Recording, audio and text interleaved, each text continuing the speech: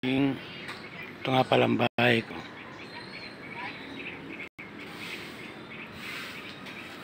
Baba tayo. Shoutout sa lahat ng mga nanonood. Sa suporta nyo, maraming salamat sa mga ka-engage ko, sa mga nanonood sa probinsya, mga klasiko. Ito nga pala.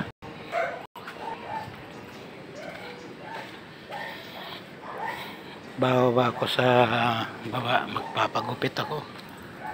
Mahaba na ang aking buhok. Ito po ang daanan sa amin. Pero kinakalsada na ito. Inumpisa na sa napakalayo po sa amin.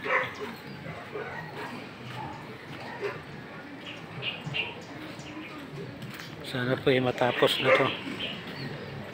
At grabe ang putik. Nakakapasok po ang abalaba dito. Pero yung sasakyan.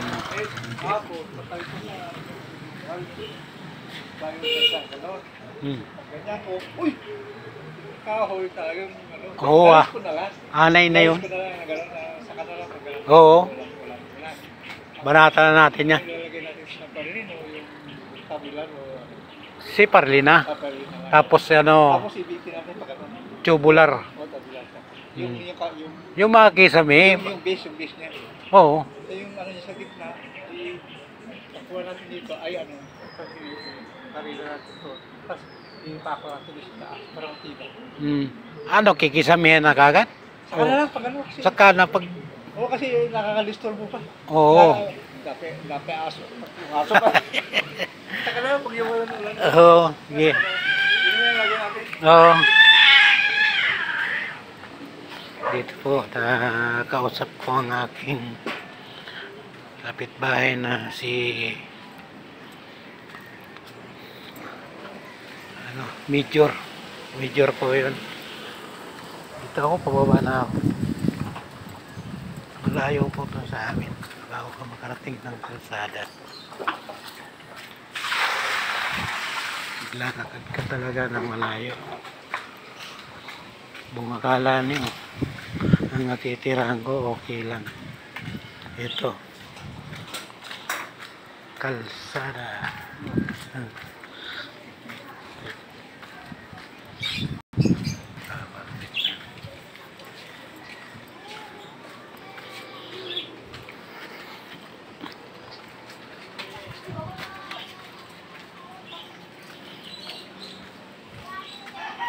Medyo pag maulan madulas. Ito, maraming matatanggal na bahay dito.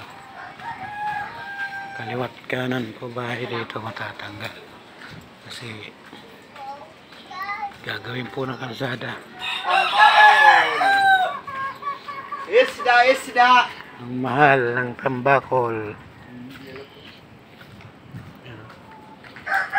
Ito pa, tatanggal po itong laylay na ito.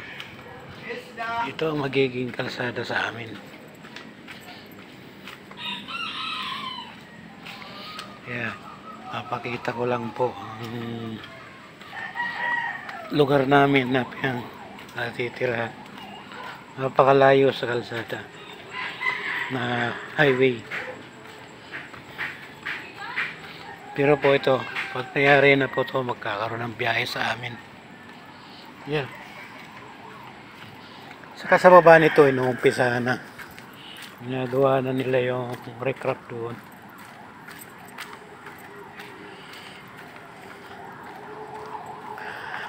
Shoutout nga pala sa aking nagiging amo na si Ate Lolit na sa US. Maraming salamat sa iyo, Ate Lolit, sa paghubog mo sa akin nung nasa inyo pa ako. Doon ko na tatandaan yung mga sinasabi niyo sa akin na lahat yun pinasok ko sa ulo kung paano maghanap buhay. Maraming salamat. Ate Lolit, shout out sa'yo. Sana makita ko kayo. Ito ang lugar namin dito. Mahirap. Pero nakakapag habal-habal, nakakaakyat din. Kaya mga lahat ng gumagawa ng bahay dito, halos mga motor ang nagagamit.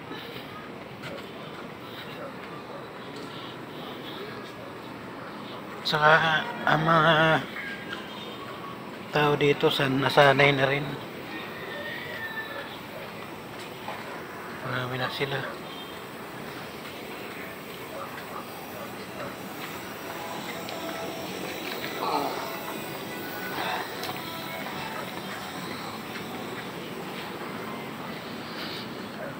Dito sa amin talaga, tingnan nyo, ayan, nagkahakot ng simento. Ganun po ang trabaho dito pag hindi ka pag deliver ng sa motor, magpipilitan kang hakutin. Yan po, ito na po yung sinasabi ko sa inyo na inuumpisa na po yung recraft dito. Yan. Yan po ang recraft. Yan, trabaho na siya. Yan ang mga bato. Yan po ang ilalagay na recraft dito. Kaumpisa na po sila.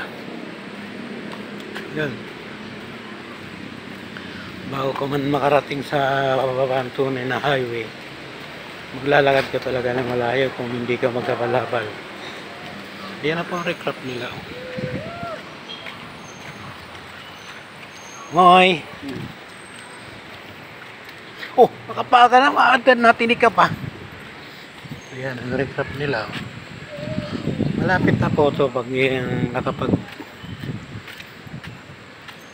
umpisa na sila. Tuloy-tuloy na po yan. Dahil ba ito? Yan lang, maraming salamat sa inyo. Shoutout sa lahat yan.